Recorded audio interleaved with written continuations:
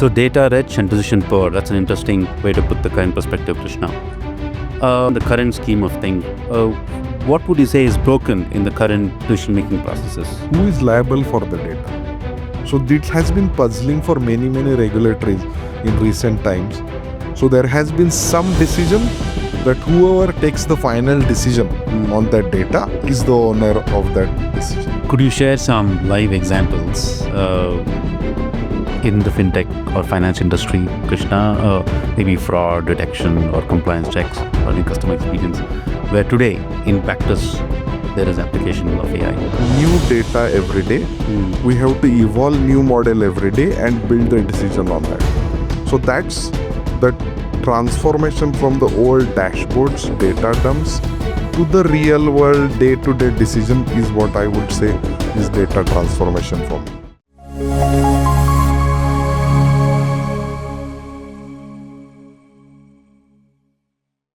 Welcome to Decoding Decisions. I am Padmanabh Rao, consultant at CRMIT. We are joined today by a true powerhouse and expert from the world of fintech and AI. With over a decade's experience advising growth for GCCs, Global Capability Centers, our guest today is known to enable localized innovation while being aligned with global compliances. He enables GCCs to grow in some of the world's most dynamic markets. As a fintech consultant, he's also an accomplished author of a book called Connecting FinTech. Please welcome our guest, Mr. Krishna Potnis. Welcome to the podcast, Krishna. Thank you, Paddy. It has been pleasure having me here, Decoding Decisions. It's pleasure talking to you today. Sure. So, Krishna, to get started, Mhm. what do you mean by digital or decision transformation? What do you mean by decision transformation? And how is that different in your perspective from, say, automation and analytics? All right. So today, all the organizations are data rich. So every organization, every institute, every entity has lots of data. That doesn't mean they are decision rich as well. So they are data rich but decision poor. And when we are saying data rich and decision poor, that means there is a gap. Yeah. So right from in our industry, from loan processing, from disease claim to the credit check, every process is long drawn and there is a data available, but decision takes time. Yeah. So one of my esteemed friend who is a stalwart in mutual fund always gives this example in the finance world. He says that all the world drives the car by looking into windshield in the front. The finance industry always looks at the back in the rear view mirror. Yeah, so driving in by looking into the rear view mirror, not a good idea. Yeah, so while we have too much of data, this is past analytics, past data, past patterns. Now, how it will be always useful for future? So this is like driving car by looking into the rear view mirror. Yeah. So how to get this data for more forthcoming decision processing? Yeah. The decision is what is we want outcome. So it is something that has to be readjusted as we go through. Yeah. So it's like every day we have to take data, do decision, data, decision. It's not a past data. We can supplement it with some past data patterns. But not something that we can solely take decision on. Right. Take current example, there are two wars going on. There is third war, which is a tariff war. This is unprecedented situation. True. So how we pattern this in past? There is no pattern to match. Correct. And things are changing very dynamically every day. So how do we map into any model? We have to have new data every day. We have to evolve new model every day and build a decision on that. So that's the transformation from the old dashboards, data dumps, to the real world day-to-day decision is what I would say is data transformation for me. Got it. That's interesting. Decision transformation in terms of real data rather than historical data. I think the tariff forward was a very good example of there's no precedent to these things, so it's relevant. So data rich and decision poor. That's an interesting way to put the current perspective, Krishna. To understand the current scheme of things, what would you say is broken in the current decision making processes? So let's take a day-to-day example.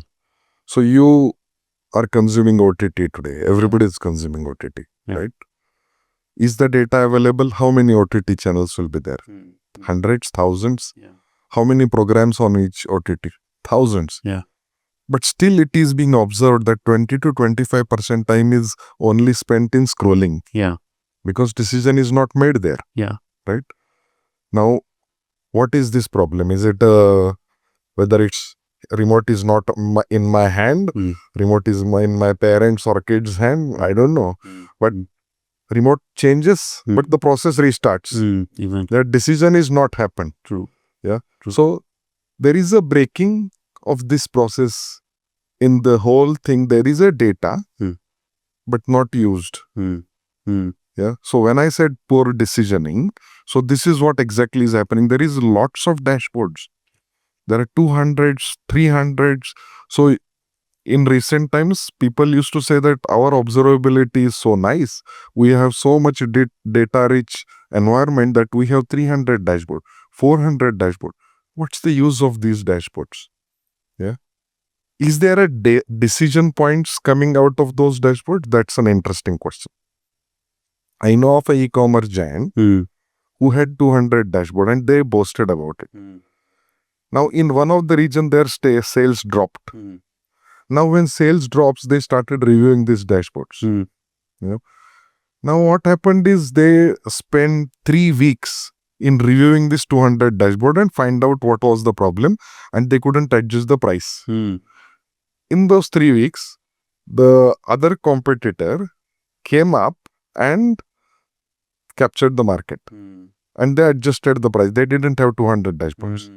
So now what is this? Should we go back to watch Doordarshan instead of all OTTs? No, we need data. But how to use it meaningfully? So this is the broken process. Why decisions are not made? Interesting.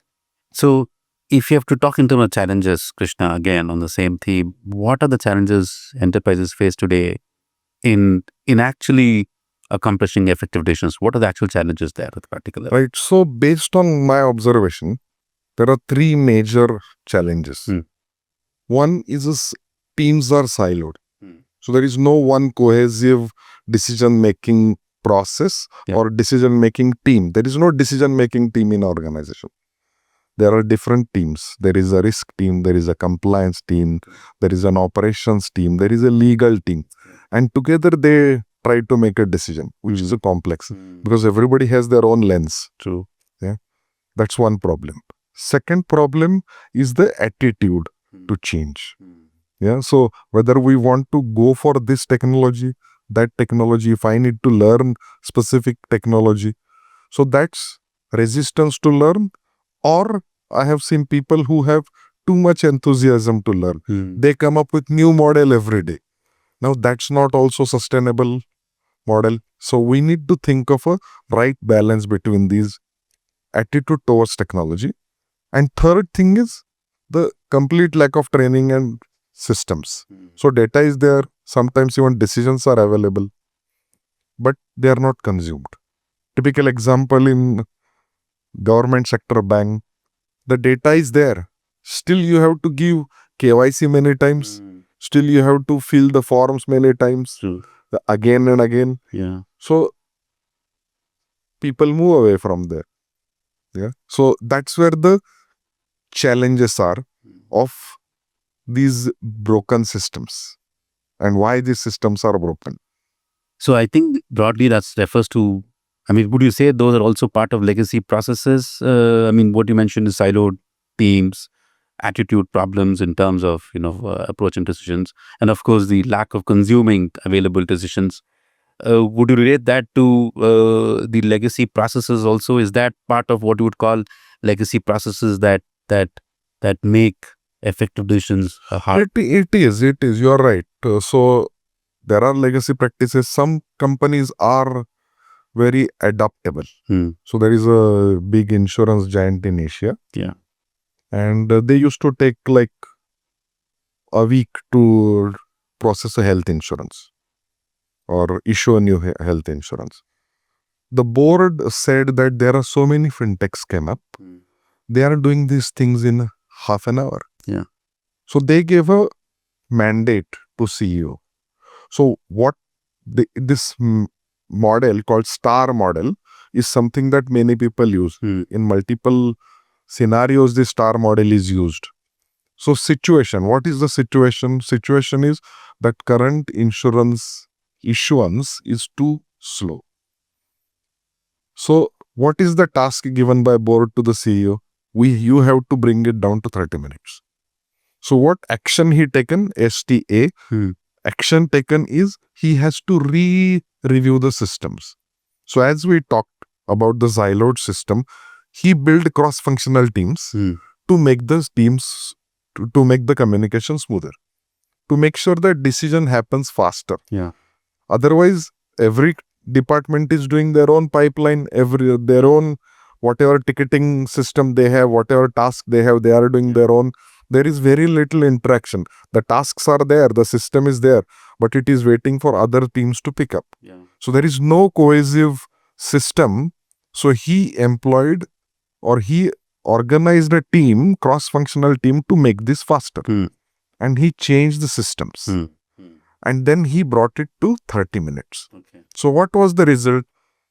Instead of fintech eating their lunch, they could survive and they could come down to 30 minutes. Okay. Now, they could adapt. Not everybody can do this. True. The CEO was visionary. The people could understand CEO's vision. He could convince people. But not everywhere this decision-making process is really understood. That's where we are today, decoding this decision process for everybody. Any other examples you could share, everyday examples from the world of fintech and finance, in addition to the one that you just spoke about? So there are lots of examples we can talk about. One of the example is this fraud management system, risk management. Yeah. So we needed to do transactions or transaction screening sub-second. So what happens is, every time a transaction processes through, you have to have the transaction screened in sub-second. Yeah. That is a difficult task. Now, whether to do it in sub-second is a requirement, or to screen the transaction is a requirement, or to get the transaction out is a requirement. So, first and foremost, we need to understand what is the business requirement. If a transaction gets processed, the person takes the goods and goes away. So it's a merchant loss. Yeah. Secondly, if we flag the transaction as fraud after half an hour, once customer leaves with a stolen card, no use. The event is past. Now what to do about it? What remains is the PowerPoint presentation, is the contract review systems, is there are endless meetings to blame who is the problem. Yeah, to identify the culprit, to find the scapegoat who made a mistake. So this is a typical situation where it is very difficult to come out of that. So it is the opposite situation that I said earlier. This is the opposite situation. It is very difficult to come out of this situation. So that's why the sub-second thing is a hard thing. We'll talk about that in a moment, in the next context where this system is improved. Okay. I think that summarizes why is fixing decision making urgent today. If you can explain in a couple of sentences, Krishna. So why is fixing decision making an urgent task for all enterprises today then? The decision transformation process has to be done now. As we discuss the context. Yeah. It is high time now to go through this process, to go through the decoding decision and do a decision transformation system. Yeah, I define it as a error. 5 error. E, first is expectation. Now you see expectation every day is very high expectation. In our young days, we never expected that goods are delivered to us, food is delivered to us in 30 minutes. So customer expectation is different. Similarly, the vendor expectation, supplier expectation, partner expectations are different. So when you have different expectation, you have to do something about it. And we have a lot of data. Even in case of the food delivery systems, there were systems before for food delivery, but they died because of this new Swiggy, Zomato mechanism where it's 30-minute delivery.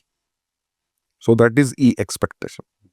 Second is regulatory. The regulatory is improving every day.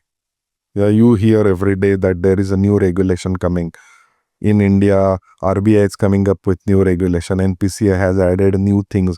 Recently, UPI has been improved performance-wise. So there is a regulatory thing happening as well, which enforces you to take certain decisions.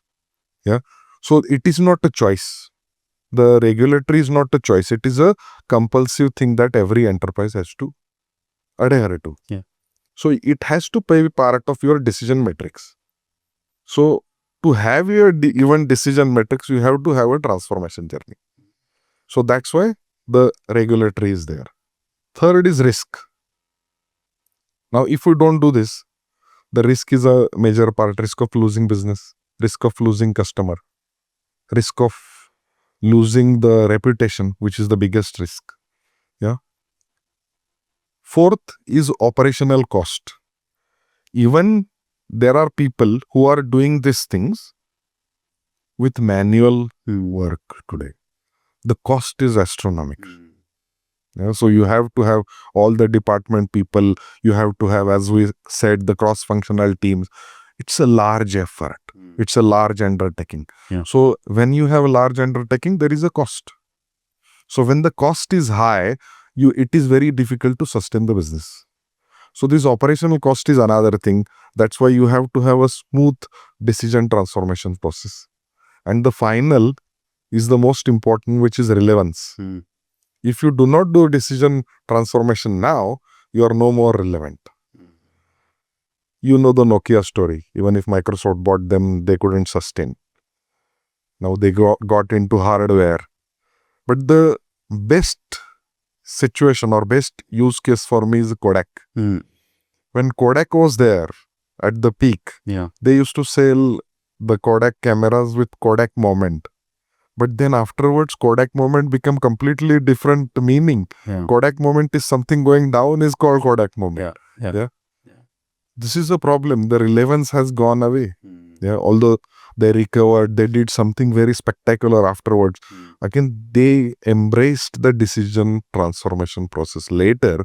It was a bit late, but they came out of it with flying colors later in different industries. But this decision process has to be done now. These are the 5 error. What I call it as error is something that is important to do it now. So broadly then, in what way would you say the clock speed of business, especially in, say, for example, fintech, for banking, which is an industry you're familiar with, in what way do you think the clock speed of business has changed, let's say, in the last few years? It is changing daily. So it's not something that is like in old days, technology is changing every 5 years, 10 years. It's daily changing. And with the geopolitical situation today, with wars going on, we don't know what is going to happen tomorrow. So it's changing fast. That's why it's more important to have more and more technology coming into this process, more and more this technology being used to make the decision in a right way. So for that, that's a prerequisite now. It's not a good to have thing. It's a prerequisite now to have this. So if you had to summarize what's at stake for organizations that do transform, would you say it is as simple as top line and bottom line goals? Anything more? What's at stake? Yeah, it's as they say, you survive or perish kind of situation. Yeah, and we see every day old companies are struggling because of this thing. Big companies take time. Financial institution in fintech industry, they are highly regulated. So it's very difficult to dislodge them because there are some financial regulations which has to go through certain strict processing. So that's why it's not easy to have those transformation journeys, decision transformation happen that fast. So there I see a bit of a lag, but in day-to-day industry, even in fintech, it has to happen fast. Yeah, so examples of now discount broking that I was talking earlier before our session. So the rules are changing. We recently have the Jane Street issue in India, which SEBI has been very, very strict on them now. Now, in this, majority of the institutions are earning money and all the retail investors are losing money. Yeah. So regulation changes and the impact is companies. And they have to pivot. They have to make decision transformation process continuous. It's not one-time process. It has to be a continuous process. Every day new data comes in, new decision process comes in, new decision transformation happens. So it is a continuous process. We have to do it. And that seeks, I guess, Krishna, into the other new technology today, which is AI. In your perspective, Krishna, how is AI impacting the whole decision-making processes in enterprise today? And with whatever we understand is the current avatar and state of the art of AI, how is it impacting decision-making in enterprise today? You're right. The jury is out of when, I don't know when the decision going to happen, whether AI is good, bad. Let's not talk about that. But as I see today, the technologies, from hindsight, we are getting into foresight using AI. What does that mean? Taking the example that we started with, the driving of the car by viewing into the rear view mirror. With AI, not required. You don't need a rear view mirror. You don't need even windshield. AI is reading everything through cameras and you have autonomous vehicles. So this is a decision-making process happening on the fly using AI. So this AI impact is something that is happening and is real. Autonomous vehicles are real. The decision-making is real. As I was talking about earlier, the sub-second fraud detection, the process with which they collected the data is astronomically expensive. Because the way they offer this solution, because we were trying to get that solution, the way they offer is, they say that you have to use shared service. There is no specific dedicated instance for you. We get data from everywhere and we anonymize data, we store the data and we build the patterns. So there is no your data or their data. We have to build the patterns. And we have to build the pattern such as that any fraud comes from anywhere has to be processed in sub-second. Now to do that, you have to have large amount of GPUs, large amount of algorithm building. So that's an expensive thing. So if every company starts to think that fintech, I'm a fintech company, I will build my own fraud engine. Yes, you will build. But whether that is going to be useful, because you don't have that much of data.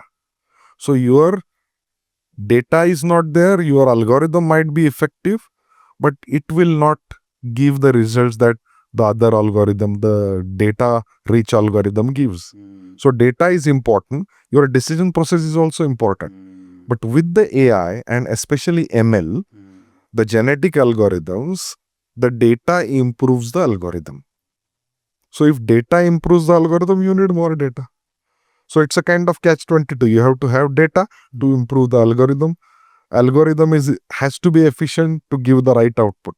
So you have to have the loop continuously. So this is same thing. You have to feed the data in continuously and you have to get the decisions out. And that too at the lightning speed of sub-second. So this is another advent of AI that is making these systems available. Autonomous car, fraud. So these systems are possible because of AI. Could you share some live examples in the fintech or finance industry, Krishna? Maybe fraud detection or compliance checks or in customer experience, where today in practice there is application of AI. Absolutely. So this risk underwriting. Okay. Yeah. So in recent times, the risk underwriting is a bit more changed in India. So earlier, whenever you used to get loan, there were certain parameters. Yeah. In recent times, since GST, now GST data is available. Yeah. And every fintech can consume that data. Yeah. Yeah, GST reforms are happening now, but there are stories that in Bangalore itself that GST people got GST notices and they don't want to take UPI transactions. Sure. At the same time, what GST is doing is this underwriting is becoming a different algorithm. Earlier, GST filing was not a part of the algorithm. Now, suddenly, this is becoming a big part along with the wallet data. So, GST filing data, wallet data suddenly comes into your agentic mechanism, and suddenly those have more weightage. And in AI algorithm, weightage is important. And suddenly, you have better results. Yeah. So, that is one live example of risk underwriting. At the same time, personalization. Yeah. Again, this is an example that we see every day. We don't know what devices are listening. Now we are here live with cameras, but not every time. I have experienced myself that I'm discussing something with friends, and suddenly if I open up Amazon or Google, there are some suggestions which are weirdly similar to what we were discussing. So I'm surprised whether anybody listening to me or listening to our conversation. I don't know. Yeah. But this hyper-personalization is something that is being used. What comes next? This is the kind of concept these e-commerce website use. What goes next? So this is something that is prevalent because of AI. Because everything is data is captured, pushed into the AI algorithm. There is a agent is running and it is spitting out, okay, what is the next? So there is a active AI happening there. These are not the proof of concept anymore. These are proof of value. So this is something that we have started to talk more about. There is no proof of concept. This is proof of value. And you mentioned share services in fintech industry and so on. And which brings up another question, which is that when you apply AI, how do you balance that advantages and power of AI with the needs of privacy, transparency, and compliance? Yeah, this is $1 million question actually. Everybody is struggling with this information about too much AI, too little AI, too much AI, what is going to happen. So again, there are multiple AI models that we all know every day coming. There are two models that specifically finance industry has started looking at recently. One is a Bloomberg GPT, which is a 50 billion parameters, 50 billion token data set. And Bloomberg, they have pushed all the data, documents, financial statistics, company results, everything they pushed into that. And that has lot of rich data. It's a paid. Fantastic. It's a large amount of data, Bloomberg GPT. Yeah. Now, does it take decision? It has everything in the past financial data. So there is another lightweight, smaller version, which is an open source called as FinGPT. It is first Fin R1, Okay. which is a lightweight, smaller, fast decision making model. Yeah, which is a better model. Now these models are working. People are employing these models to build some of the agents. Now, you are asked about what is the balance of ethical security. Yeah, so there is a data regulatory. As we talk, data regulatory is very important. And every country is coming up with own legislations. Like Europe had GDPR. Now India is coming up with a DPDP. So you cannot have your customer data in plain text into LLM. You cannot feed the data.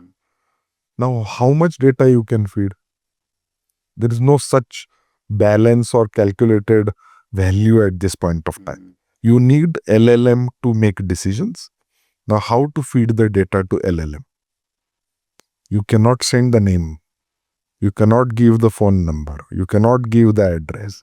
You cannot nowadays, even we'll talk about in a moment, but you cannot even give the details of your location. Yeah. So it's very difficult to anonymize data. If you anonymize, then LLM will work. But then you lost some context. Yeah. Now, whether with that lesser context, can you make the right decision?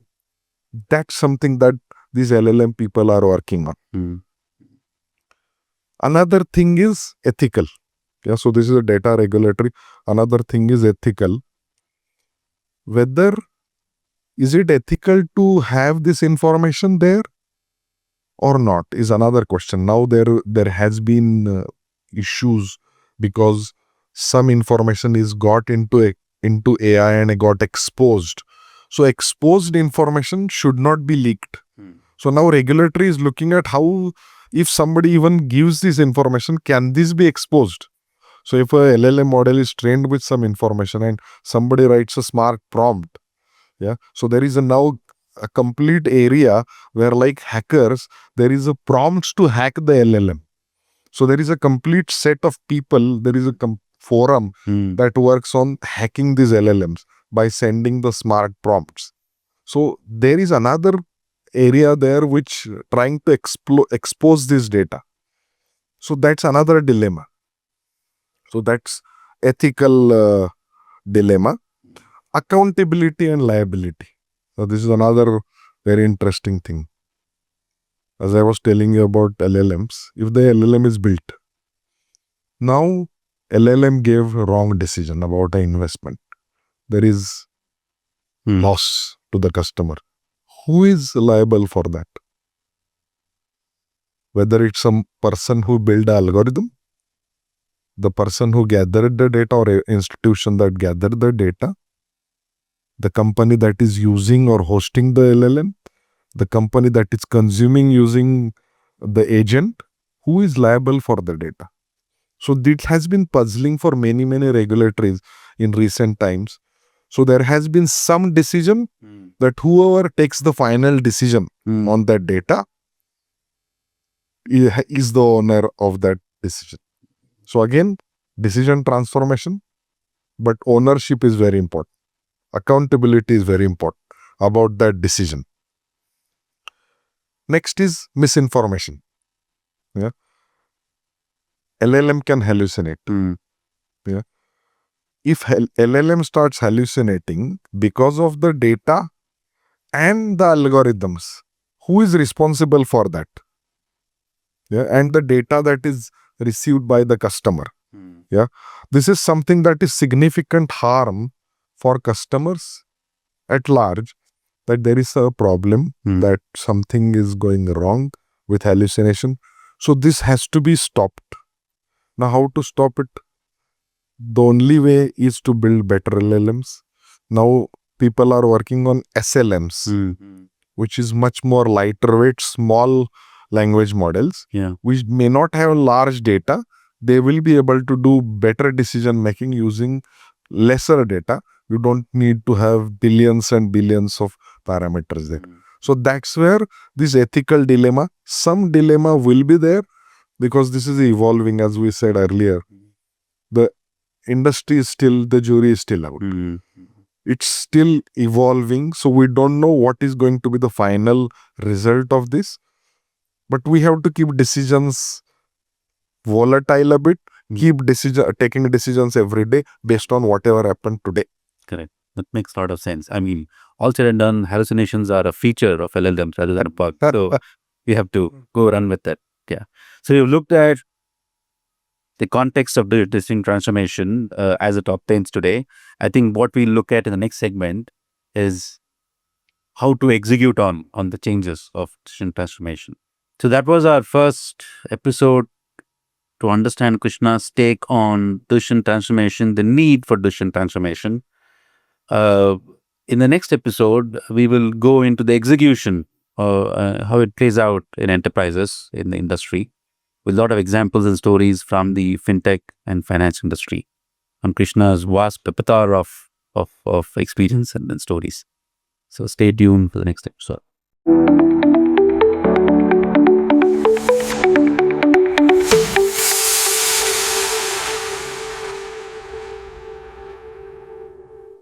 So Krishna, that gave a good sense of how the 5D framework was helping organizations reinvent, reimagine processes